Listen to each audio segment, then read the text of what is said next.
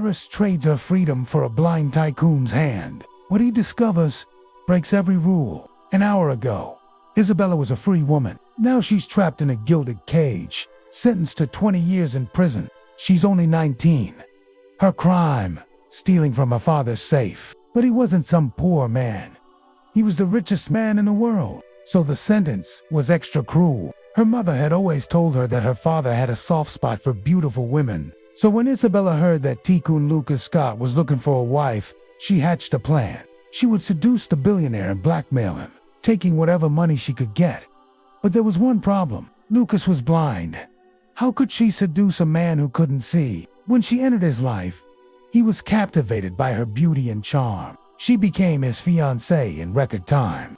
They were soon married, and on their wedding night, she slipped a note under his pillow, reminding him of her little secret, that she was the one who had stolen from his safe. She thought she'd shocked him, that he'd be angry, maybe even violent, but he just laughed. "You silly girl," he said.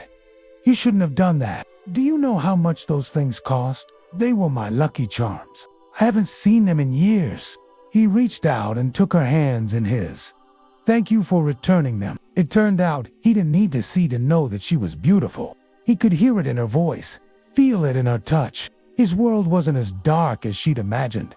In fact, it was filled with warmth and light. He was generous, kind, funny, and She had traded her freedom for a life of luxury, but she was lonely. No one was allowed near Lucas without his permission. The servants were there at his beck and call, but they kept their distance from her. She was an outsider in a world of privilege. One day, while walking through the gardens, she came across a young boy watering the plants.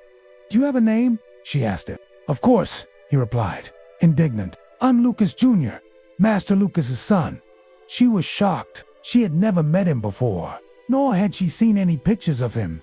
How could she have been so blind? She went to Lucas, her heart pounding. He was sitting by the pool, his eyes closed, a smile on his face. "Who is he?" she whispered, nodding toward the boy. "My son," he said, opening his eyes. "You never knew you were going to be a mother, did you? You stole from me. But I can't punish you because I love you too much. But I can't forgive you either." She looked down at her hands. She was indeed beautiful. But all she had was her beauty. She had nothing else to offer. She had lied to him, deceived him, used him.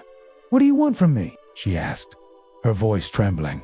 He reached out and stroked her cheek. "Stay with me," he said.